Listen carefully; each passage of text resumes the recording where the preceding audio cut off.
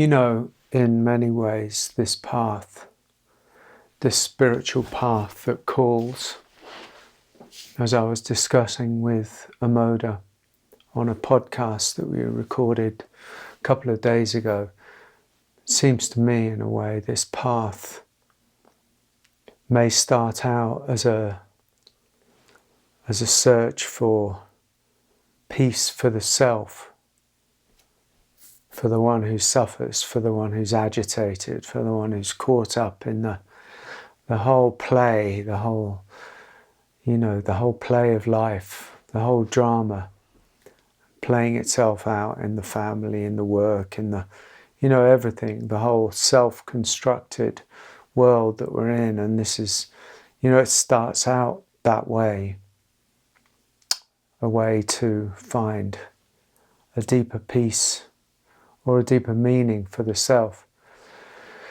But then after a while, with grace or with karma or whatever it is, that changes. And then it starts to become more serious. Because the journey goes in and in and in. And if you've experienced anything on the path already, you'll know that the in and in and in is fathomless and ever deepening and more in many ways mysterious, and more in many ways confronting and challenging, and to a certain extent for some frightening, confusing, because it's kind of like a bit of a whirlpool, or a bit of a black hole, the black hole of our own existence. There seems to be a sort of existential hole in us, not literally, but almost energetically maybe. And that hole somewhere in our energy system is not dormant in the unconscious, in the habitual state of the self, but it's unrecognized and unknown, and probably, that plays a part in the great avoidance that we live by in so many ways, avoiding our own pain, avoiding meaninglessness, avoiding despair, depression, avoiding that which causes the deepest pain. And so we get caught up in searching in the world for fame or power or avoidance or family or meaning or security, but we also get caught up in all of our addictive mechanisms. All of this is avoiding the very hole at the center of our being, which ultimately is the whole of transformation. That, if we could call it anything without being too dramatic, is the black hole of transformation. I guess that is pretty dramatic, really. The existential center of us that is the doorway to transformation. And so then, going back to what I was saying, we search, on the level of self in the therapies and the practices and all the modalities to heal, to repair, even to fix or to understand or to recapitulate the self. But that is ultimately, in many ways, for a lot of people, not satisfying. So it takes us deeper. And the deeper and deeper we go, the closer and closer we get to the flame. And that flame is revealed as nothing other than the existential whole at the center of our being. Each of us, in many ways, is a cosmos, a microcosm of a cosmos, or is it cosmos or a galaxy? Each of us is a separate galaxy. And at the center of each galaxy, and I don't know whether this is literally true, I don't think it is, but it's a good analogy. that at the center of each one is some kind of existential whole. And it's only in many ways through that whole that we experience some kind of rebirth, some kind of phoenix-like resurrection. In many ways, this is the place that Jesus points to. It's the place of the Christian mystics. It's the totality. You know, when we fall into the totality and everything is gone, everything goes. Meaning, self, life, universe, everything that we've held on to, all of the structures, all of the crutches, everything that we've built the false self on, it all goes. And for many, there may be some preparation for that, not in a linear way, but it just simply in the work that one has already done on oneself. And for some people, there is no work that one has done on oneself, and it's just a headlong hurtling into that great abyss, the void. And then it can be a complete mind-shattering or, you know, revealing a great revelation, but also a complete fracturing of existence, of our existence, which can come with a lot of alienating issues.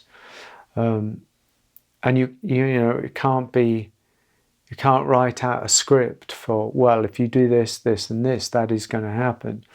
But at some point on the path, there is a possibility that one's life is going to converge into that, the very ever deepening whole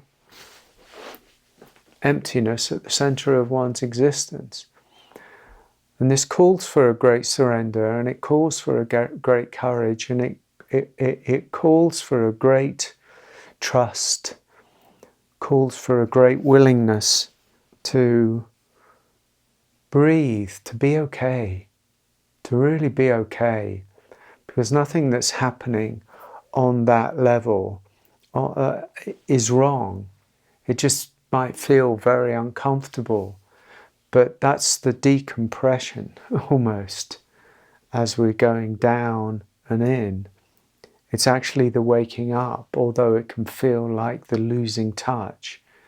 We feel like we're losing touch with everything that was real because it wasn't real. So you're kind of caught in having to face the uncertainty, the unknown, the mystery, the dissolution of what seemed so real, you know, of everything that gave one's life certainty, the controller. None of these have anything to do with the self. None of this ultimately has anything to do with the small self, with the ego self. Ego self may be the one, after all its shenanigans, that takes you to the edge of the cliff, or to the edge, you know, edge of the existential hole. Maybe it's the one who can get you to the ocean. You know, it's the one that goes to the cliff face. It's the one that gets closer to the flame. But it's not the self that falls into it. It's not the self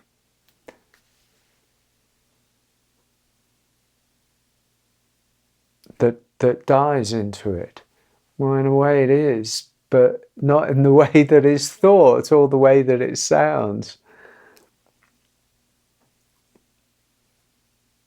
Something else happens. Something else happens. Self is seen as what it is. in many ways a fiction, a dream.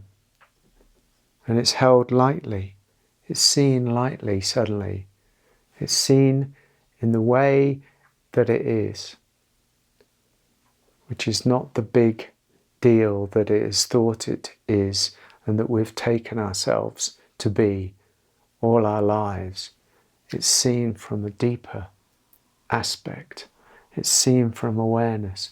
It's seen from the deep. It's seen from openness. It's seen from the depth of the ocean as the ocean. It's seen from the universe. It's a star in the night sky, but it's not the night sky. And it's beautiful as the star in the night sky, but it's the star, not the universe, not the night sky. It's the wave. You see it as the wave. And it's beautiful in that respect. Doesn't die, doesn't disappear, doesn't vanish into nowhere. Still it's there. But it's the wave is seen in a more beautiful context, and all of the attachment to it and the stickiness with it comes undone. That's a very ramshackle in many ways, rough kind of speaking to how at some point on the path, which is a kind of linear path of the self for a while or for a long time, it doesn't really matter, brings you to the edge of the cliff, brings you to a certain, oh my God, and then something else has to happen. That's what I'm saying. Something else has to happen. And that's where the journey gets absolutely beautiful and has the possibility of a rebirth into the consciousness, into the love that we truly are. Bless you.